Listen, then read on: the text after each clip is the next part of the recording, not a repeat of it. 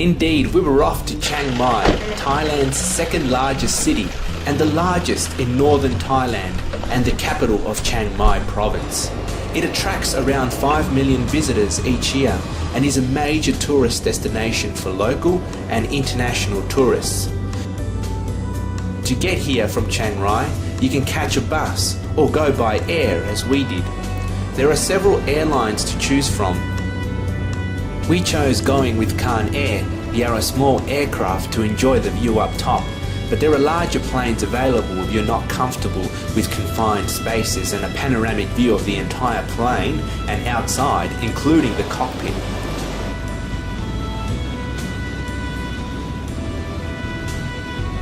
The flight from Chiang Rai to Chiang Mai took little less than 1 hour. The view of Chiang Mai from this aircraft was quite enjoyable and interesting. We didn't have long here in Chiang Mai, as the countdown to New Year's was to be enjoyed in Chiang Rai. There were several key destinations I had in mind. The first was Chiang Mai city at night time, including the night bazaar night markets. If you visit Chiang Mai, this is a must-stop for cheap shopping. The markets are similar to those offered in many other parts of Thailand. Even though it is reasonably crowded, it doesn't feel like the hectic tourist hubs in Bangkok or Phuket, so you don't actually feel too much of a rustle and bustle. It goes without saying that accommodation here is plentiful. There are also plenty of places to enjoy dinner, from Western takeout to traditional Thai cuisine. You can also enjoy a Thai massage.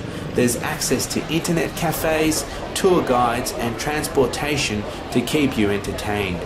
There is also a nightlife if you're keen to party all through the night. But for all you party animals, you may find the nightlife here smaller than other places that Thailand has to offer. The following morning, we were off to a Buddhist temple. In Chiang Mai alone, there are over 300 Buddhist temples.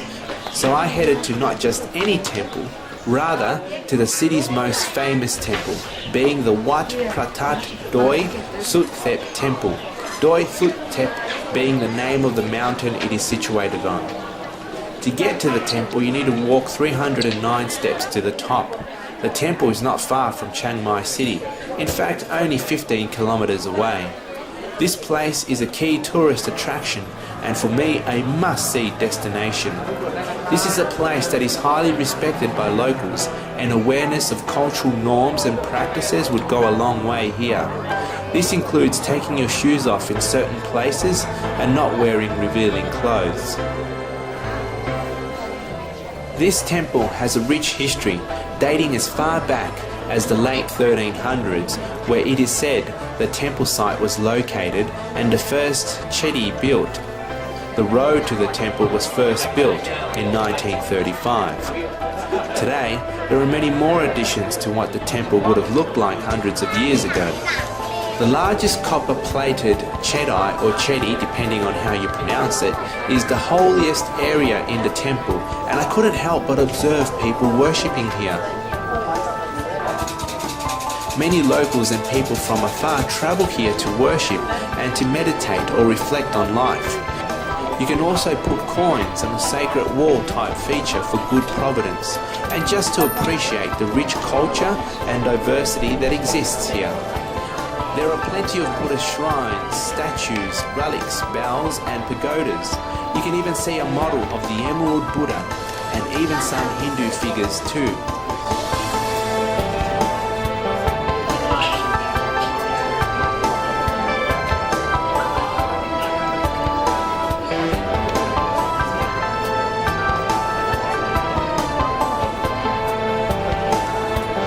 From the top you can even see the city of Chiang Mai from the other side of the temple, that is. And if you think the walk down or the walk up will be too exhausting, you can actually catch a tram to the top or the bottom for around 30 Thai baht.